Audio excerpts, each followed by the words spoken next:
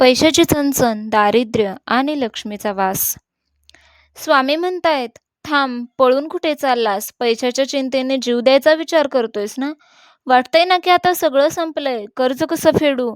Business कसा चालवू? तो कसा वाचवू? पण थांब, आज तुझा हा स्वामी तुला पैशाचा एक असा गुप्त नियम सांगणार आहे, जो ऐकल्यावर तुझ्या घरातील गरिबी कायमची नष्ट होईल.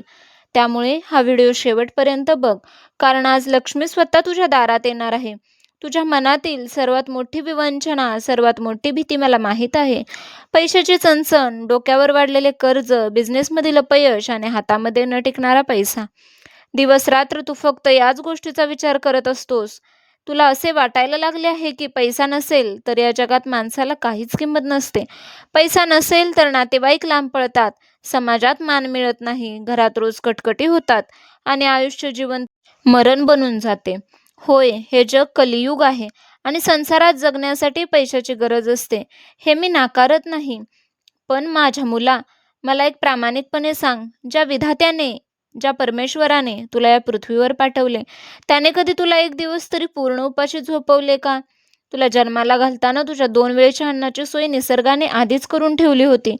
निसर्गाचा हा सुंदर नियम जरा उघड्या डोळ्यांनी बघ.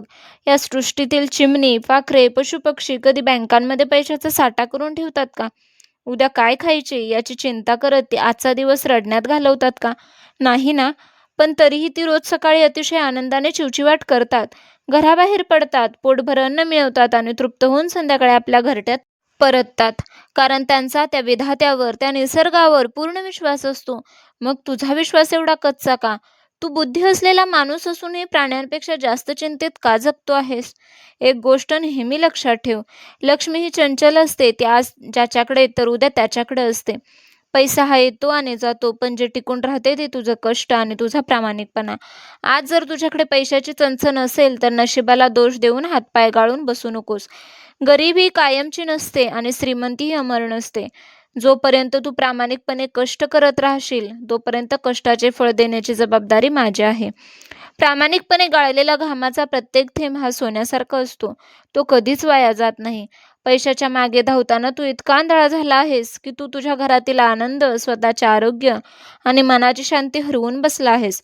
लाखो रुपये असूनही जर रात्री शांत झोप येत नसेल, तर त्या पैशाचा काय उपयोग?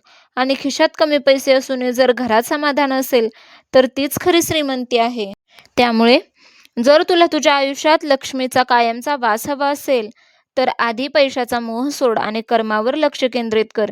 ज्या घरामध्ये रोज पैशासाठी भांडणे होतात, जिथे एकमेकांचा द्वेष केला जातो, तिथे लक्ष्मी कधीच टिकत नाही. लक्ष्मी तिथेच राहते जिथे शांतता, प्रेम, माणुसकी आणि समाधान असते. घरात आलेल्या पाहुण्यांचा, गरिबांचा आणि मुक्या प्राण्यांचा कधीच अपमान करू नकोस. कोणाचा हक्क हिरावून आणलेला पैसा तुला कधीच सुख देऊ शकत नाही.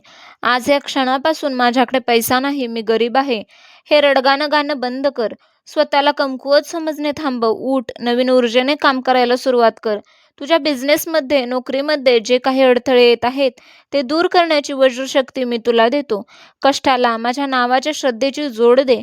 जेव्हा तू प्रामाणिकपणे कष्ट करशील आणि म्हणशील की स्वामी, बाकी सगळं मी तुमच्यावर सोडतो, तेव्हा तुझ्या घरात अन्न आणि धन कधीच कमी पडणार नाही. तुझ्या कपाळावरची दारिद्र्याची रेषा पुसून तिथे भाग्याचा उदय मी करेन. हा माझा तुला शब्द आहे. तू फक्त पाऊल पुढे टाक. पाठीशी मी समर्थ आहे. श्री स्वामी समर्थ.